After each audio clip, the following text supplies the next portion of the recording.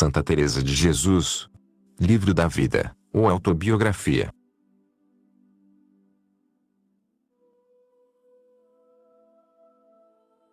Capítulo 15. Prossegue na mesma matéria e dá alguns avisos sobre o modo de proceder na oração de quietude. Diz como há muitas almas que chegam a ter esta oração e poucas as que passam adiante. São muito necessárias e proveitosas as coisas que aqui se dizem. Voltemos agora ao assunto. Esta quietude e recolhimento de alma é coisa que se torna muito sensível pela satisfação e paz que infunde, com grandíssimo contentamento e sossego das potências, e muito suave deleite. Parece-lhe, como nunca chegou a mais, que nada lhe fica a desejar e de boa vontade diria, como São Pedro, para ser ali a sua morada. Não ousa mexer-se nem menear, porquanto lhe parece que lhe há de fugir das mãos aquele bem, nem respirar algumas vezes quereria. Não percebe a pobrezita que, se por si mesma nada pode para trazer-se aquele bem, ainda menos poderá para o deter além do tempo que o Senhor quiser. Já disse que neste primeiro recolhimento e quietude não se perdem as potências da alma, mas está tão satisfeita com Deus que, enquanto aquilo dura, embora as duas potências se desbaratem, como a vontade está unida a Deus, não perde a quietude e sossego, mas, antes, torna pouco a pouco a recolher o entendimento e a memória. Porque, embora não esteja ainda de todo em todo engolfada, está tão bem ocupada, sem saber como, que, por mais diligências que elas empreguem, não lhe podem tirar o seu contento e gozo, antes muito sem trabalho vai ajudando esta centelhazita de amor de Deus para que ela não se apague. Praz a Sua Majestade dar-me graça para que eu dê isto bem a compreender, porque há muitas almas que chegam a este estado, e poucas as que passam adiante, e não sei quem tem a culpa. Bem certo é não ser Deus que falta, pois, visto que Sua Majestade faz mercê de que se chegue a este ponto, não creio que cesse de fazer muitas mais, a não ser por nossa culpa. E importa muito que a alma, em chegando aqui, conheça a grande dignidade em que está e a grande mercê que o Senhor lhe tem feito e como, em boa razão, não deveria já ser da terra, pois parece que Ele, em sua bondade, a fez cidadã do céu, se ela o não estorvar por culpa sua. E desventurada será se voltar atrás. Penso que seria para ir até ao mais baixo, como eu ia, se a misericórdia do Senhor não me tivesse feito voltar. É que, para a maior parte, será por graves culpas, a meu parecer, pois não é possível deixar tão grande bem sem grande cegueira de muito mal. E assim rogo, por amor do Senhor, as almas a quem Sua Majestade fez tão grande mercê de chegarem a este estado, que se conheçam e tenham em muito, com uma humildade e santa presunção para não voltarem às panelas do Egito. E se, por sua fraqueza e maldade, e ruim e miserável natural caírem como eu fiz, tenham sempre diante de si o bem que perderam e tenham suspeita e andem com temor. E tem razão de o ter porque, se não voltam à oração, hão de ir de mal a pior. Isto chamo eu verdadeira queda, o aborrecer o caminho por onde se ganhou tanto bem.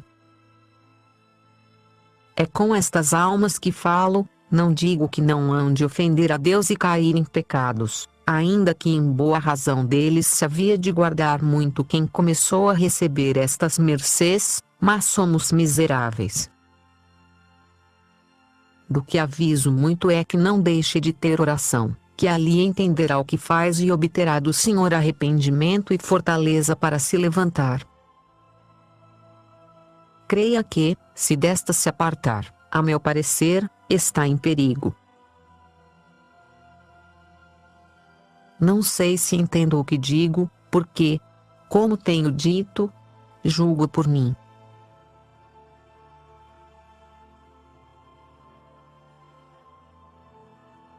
É, pois, esta oração uma centelhazita de seu verdadeiro amor que o Senhor começa a acender na alma, e Ele quer que a alma vá compreendendo que coisa é esse regalado amor. Esta quietude e recolhimento e centelhazita, se é Espírito de Deus e não gosto dado pelo demônio ou procurado por nós a quem tem a experiência, impossível é deixar de entender que é coisa que não se pode adquirir. Este nosso natural é, porém, tão desejoso de coisas saborosas, que tudo quer provar. Mas fica logo muito frio porque, por muito que se queira começar a fazer atear o fogo para alcançar este gosto, só parece que se lhe deita água para o apagar. Esta centelhazita posta por Deus, por pequenita que seja, faz muito ruído, e, se a alma não a mata por sua culpa, é a que começa a atear o grande fogo que lança de si as chamas, como direi em seu lugar, do grandíssimo amor de Deus que Sua Majestade faz arder nas almas perfeitas. Esta centelha é um sinal ou penhor que Deus dá a esta alma de já, a ter escolhido para grandes coisas se ela se dispuser para as receber. É grande dom, muito maior do que eu poderei dizer. E isto, para mim é de grande lástima, porque, como digo, conheço muitas almas que chegam aqui, e as que passam de aqui, como haveriam de passar, são tão poucas que me causa vergonha dizê-lo. Não digo eu que haja poucas, que muitas deve haver, pois para alguma coisa nos sustenta Deus. Digo o que tenho visto. Quisera eu muito avisá-las de que procurem não esconder o talento, pois parece que Deus as quer escolher para proveito de outras muitas, em especial nestes tempos em que há falta de amigos fortes de Deus para sustentar os fracos. Os que em se reconhecerem essa mercê, tenham-se por tais, e saibam responder com as leis que até mesmo a boa amizade do mundo exige. E, se assim não for, temam e tenham medo. Como já disse, não se façam mal a si, e praz a Deus que seja só a eles. O que a alma há de fazer nos tempos desta quietude, não é mais que proceder com suavidade e sem ruído.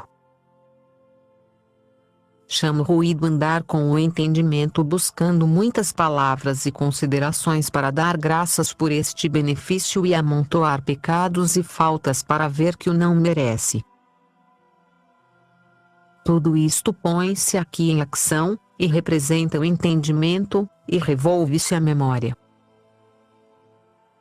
Estas potências, certo é, a mim me cansarem às vezes, pois, apesar de ter pouca memória, não a posso subjugar. À vontade, com serenidade e sensatez, entenda que não se negocia bem com Deus à força de braços e que estes esses são como que grandes troços de madeira postos sem discrição, que mais não servem senão para abafar esta centelha. Reconheça-o e diga com humildade: Senhor, que posso eu aqui? Que tem que ver a serva com o Senhor e a terra com o céu? Ou outras palavras que aqui se lhe oferecerem de amor bem fundado no conhecimento de que é a verdade o que diz. E não faça caso do entendimento que é um maçador. Nem ela lhe queira dar parte do que goza ou trabalha para o recolher, pois muitas vezes a alma ver-se-á nesta união de vontade e sossego e com o entendimento muito desbaratado e mais vale que ela. Digo a vontade, o deixe e não se vá atrás dele, mas que se fique a gozar daquela mercê, recolhida como sabe a abelha. Se nenhuma entrasse na colmeia e para se trazerem umas às outras todas se fossem, mal se poderia fabricar o mel.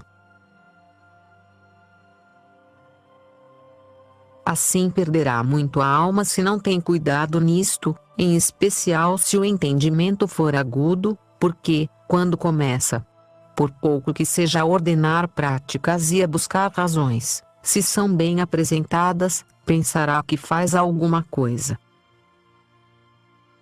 A razão que aqui há de haver é entender claramente que não há nenhuma para que Deus nos faça tão grande mercê, mas tão somente a sua bondade. E, vendo que estamos tão perto de Sua Majestade, pedir mercês e rogar-lhe pela Igreja e pelos que se nos recomendaram e pelas almas do purgatório. Não com ruído de palavras, mas com o sentimento de desejar que nos ouça. É oração que abarca muito e alcança-se mais com ela de que com muito relatar do entendimento.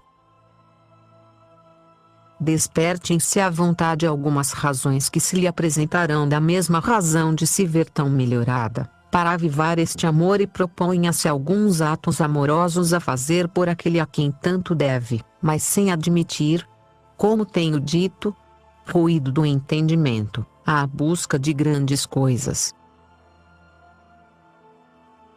Mas fazem aqui ao caso umas palhazitas postas com humildade. E menos serão de que palhas, se formos nós a pô-las. E mais ajudam a acender este fogo que muita lenha junta de razões muito doutas, a nosso parecer, que no espaço de um credo abafarão a centelha. Isto é bom para os letrados que me mandaram escrever, porque, por bondade de Deus, todos chegaram aqui e poderá ser que se lhes vá o tempo em aplicar as Escrituras. E ainda que as letras não deixarão de lhes aproveitar muito, antes e depois, aqui, nestes momentos de oração, pouca necessidade há delas. Ao que me parece, a não ser que seja para entibiar a vontade. É que o entendimento está então com uma tão grande claridade, por se ver tão perto da luz, que até eu, com ser a que sou, pareço outra. E assim tem-me acontecido, estando nesta quietude, que, apesar de não entender quase nada do que rezo em latim, em especial no saltério, não só entender o texto em língua vulgar, mas de ir mais além regalando-me ao ver o que ele quer dizer. Deixemos o caso dos que tivessem de pregar ou ensinar, porque então bom é servirem-se eles daquele bem, para ajudar aos pobres de pouco saber como eu, pois é grande coisa a caridade e este desejo de fazer aproveitar sempre as almas, indo claramente só por Deus. Assim, pois, nestes tempos de quietude deixe descansar a alma com o seu descanso. Quedem-se as letras a um lado. Tempo virá em que elas lhes sejam de proveito no serviço do Senhor e eles as tenham entanto que, por nenhum tesouro, as quereriam ter deixado de saber, só para servir a Sua Majestade, pois que ajudam muito. Mas, diante da sabedoria infinita, creiam-me que vale mais um pouco de estudo de humildade e um acto dela, de que toda a ciência do mundo.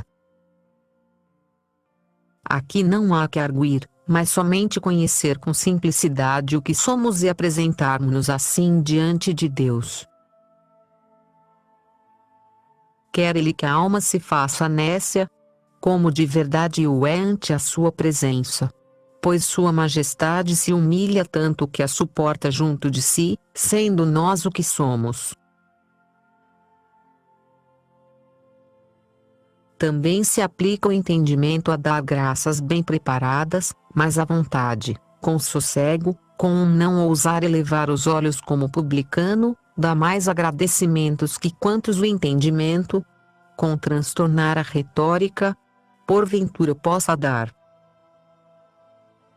Aqui, enfim, não se há de deixar de todo a oração mental, nem mesmo algumas orações vocais, se alguma vez o quiserem ou puderem, porque, se a quietude for grande, mal se pode falar, a não ser a muito custo. Sente-se, a meu parecer, quando é Espírito de Deus ou quando procurado por nós, isto é, se, com um começo de devoção que Deus nos concede, nós queremos, por nós mesmos, passar já a este sossego da vontade, como já tenho dito, não produz nenhum efeito, acaba depressa e deixa aridez. Se é do demônio, uma alma exercitada o entenderá, penso eu, porque deixa inquietação e pouca humildade e pouca disposição para os efeitos que consigo traz o Espírito de Deus. Não deixa luz no entendimento, nem firmeza na verdade. O demônio pode causar aqui pouco ou nenhum dano se a alma endereçar o deleite e suavidade que ali sente para Deus e nele põe seus pensamentos e desejos, como ficou dito. Nada pode então ganhar o demônio, antes permitirá a Deus que, com o próprio deleite que causa na alma, venha a perder muito, porque este deleite ajudará a que a alma, como pensa que é de Deus, venha muitas vezes à oração com cobiça de o gozar, se ela for humilde e não curiosa nem interesseira de deleites, ainda mesmo que estes sejam espirituais, se não amiga de cruz, pouco caso fará do gosto que dá o demônio. E isto não poderá ela assim fazer, se for Espírito de Deus, mas antes o terá em muito. Mas em coisa sugerida pelo demônio, como ele é todo mentira, ao ver que a alma com o gosto e deleite se humilha, porque nisto há de ela ter muito, e em todas as coisas de oração e gostos procurar sair humilde, o demônio não voltará muitas vezes, vendo que perde. Por isto e por muitas outras coisas, avisei eu no primeiro modo de oração, na primeira água. O muito que importa começarem as almas a terem oração indo se desapegando de todo o gênero de contentamentos e entrarem nela determinadas única e somente a ajudarem Cristo a levar a cruz, como bons cavaleiros que, sem soldo algum, querem servir a seu rei, pois sabem que tem a paga bem segura. E olhos postos no verdadeiro e perpétuo reino que pretendemos ganhar. Grandíssima coisa é ter-se isto sempre bem presente, em especial nos princípios. Depois vê-se muito claramente que mais preciso é esquecê-lo para poder viver, do que procurá-lo, lembrar o pouco que tudo dura, e como tudo é nada. E o nada em que se há de apreciar o descanso.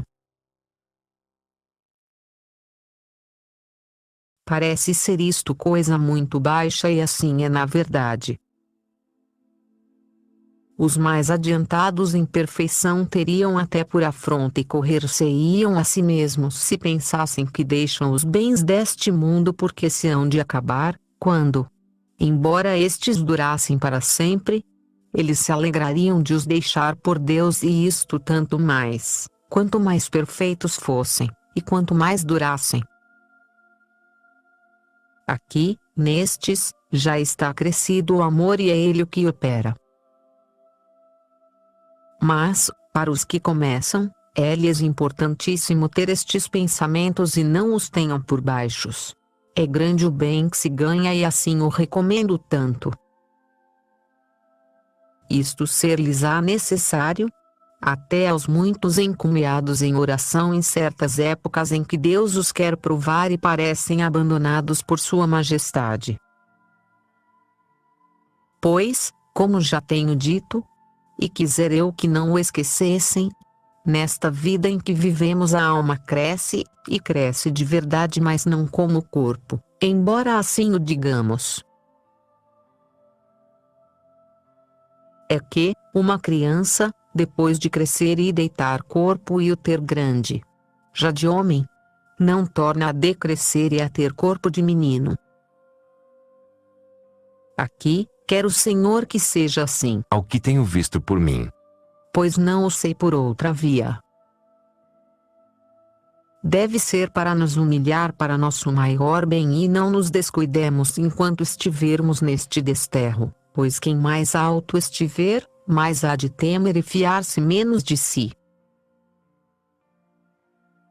Ocasiões há em que estes mesmos, que já têm a sua vontade tão posta na de Deus, que se deixariam atormentar e passariam 1000 mortes para não cair e cometer uma imperfeição, se veem tão combatidos de tentações e perseguições que, para não fazer pecados e se livrarem de ofender a Deus, é preciso, e torna-se-lhes necessário aproveitar as primeiras armas da oração, é voltar a pensar que tudo acaba, e que há céu e inferno, e outras coisas deste gênero.